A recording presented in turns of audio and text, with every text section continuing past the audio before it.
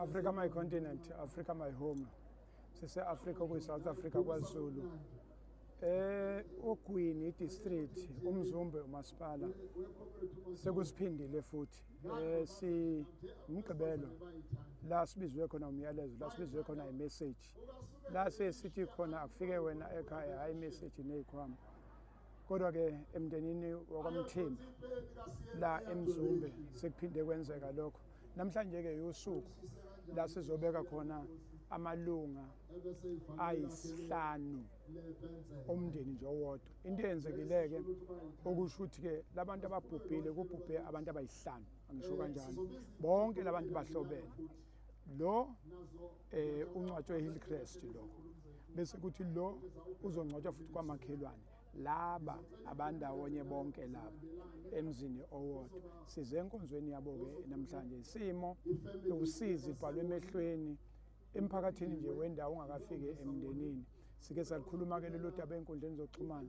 namhlanje ke kuusuku onzima sike sakhuluma inkulumo ethi indlela sokuyona le wave le isithe kumuva kancane ngokujwayelekile bekuzingozi lezi sibona emateksini kodwa nje of late ingozi ukuthi zihlanganisa imoto ezincane zizodwa noma imoto ezincane noma nama-truck kodwa ke i-wave engisho ukuthi siyimuvile isithi abantu sekungabantu bomndeni owodwa noma abantu abazihlobo noma abantu abangomakhelwane ababhubha kulezi insuku u1 lo unumber 2 sekuba ukuthi ke sekufanele ubheke emndenini sekushona amalunga amathathu amane amahlanu ngesikhathi esisodwa bese ithi inkulumo ke umngcwabo unzima kumuntu oyedwa makufika umyalezo ukuthi ekhaya sekushone abantu sekubhubha abantu abayihlanu vele ingqondo izoma ime ibophane kodwa ngosuku seniyobahlonza yila kubonakala khona ngempela ukuthi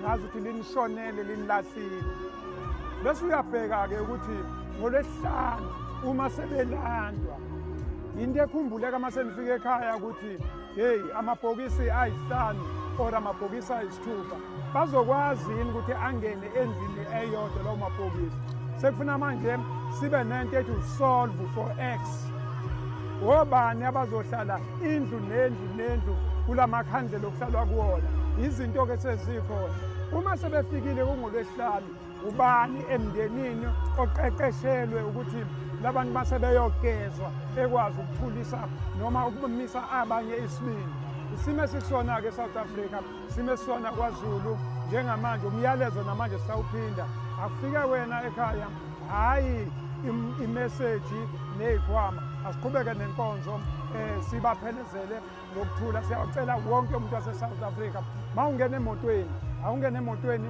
ingqondo yakho ibisemgwaqweni uze uphume ngoba umgwaqo akuwona wakho wedwa owabantu bonke I thank you awuvula umdansi lapho ungabona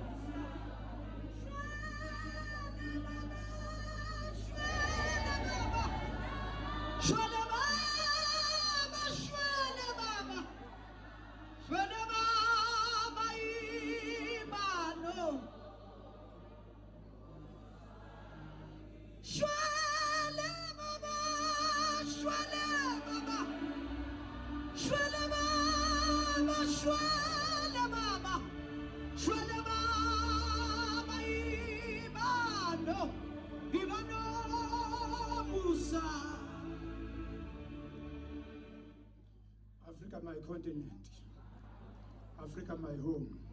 Sise Africa ku South Africa kwaZulu sisogwini. Inhlabathi yakhala inhlabathi ezilile. Sike sathi masingene ezikoleni safundiswa emlandweni ngezimpi ebezikhona. Safunda ngo-Anglo Boer War. Safunda ngempi kaBhambatha. Safunda ngo-First World War.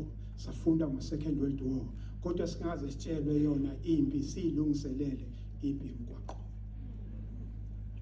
Besingaze sitshelwe ngayo bekuthi noma kubekwa abaphathiswa noma ama-MECs noma ministers bona bekufanele ukuthi mabebekwa bese bayatshela ukuthi baya empini impi ke sikuyona ke impi yomgwaqo le mpi yomgwaqo ibinayo into ethi siyakwazi ukuyiqonda ngesikhathi sisakhuluma ngayo emateksini besikwazi ukukhuluma ngayo kahle isematrackini.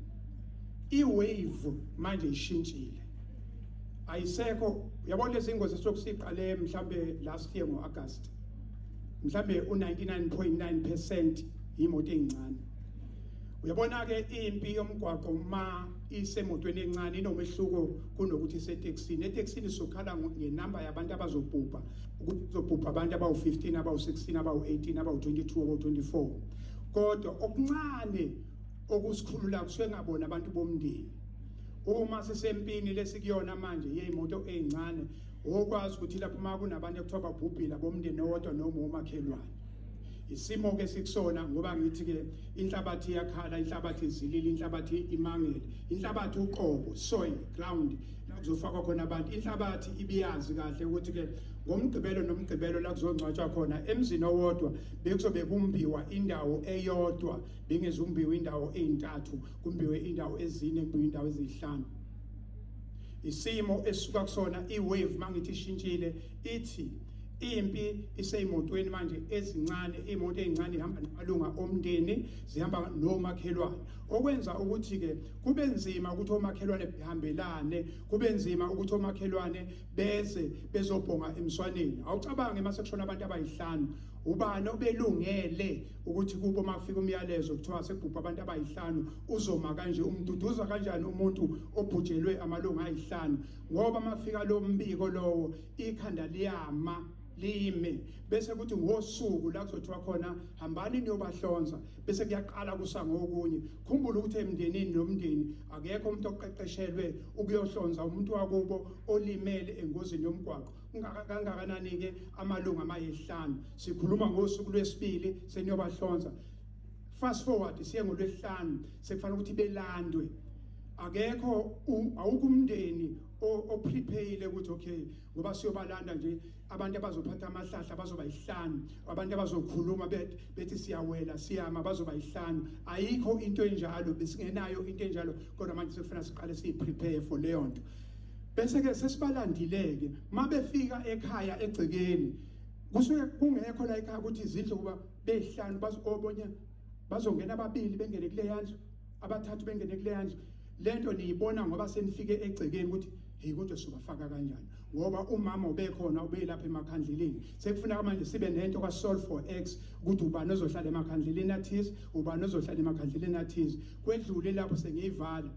Uma ke sebeyogezwa ke njengomndeni, awucabange lamabhokisi mayisemile ama kanjani, kodwa masebegezwa nibamisa ulayini noma nibamisa kanjani. Awumajine ungaboni thina basesibabona bela ekhaya konje nibamisa kanjani seniyobageza. Konje laba abanye abasuke bekhala bengenaso isibindi ngoba usuke yedwa senesibindi, uzoba nesibindi kanjani kulaba abanye? Balabantu ufuna begezwe bonke. Ezinye zezinto uma sebehleli kulezo zinto, awucabange indlu makuthiwa yona leyo ndlu leyo ayikho esimeni sokuthi ngamumatha abantu ababili noma abathathu. Ezinye zezinto ngenhlanhla-ke isosha sinikezwe lona kwathiwa alibhekele impi liphinde futhi liphathe nomnyango wezindlu. Ezinye izinto esiyibonayo uma sesizohlanganisa amehlo sizobhonga emswaneni, uthi uyafika bese ngithi Mthombeni, ngoba makwenzeka umbiko nje uyayithi phuthuma ngabe mangibuye zomsendela WhatsApp ngithi Mthombeni into engiyifice lapha ayikho, akho ngishindlu.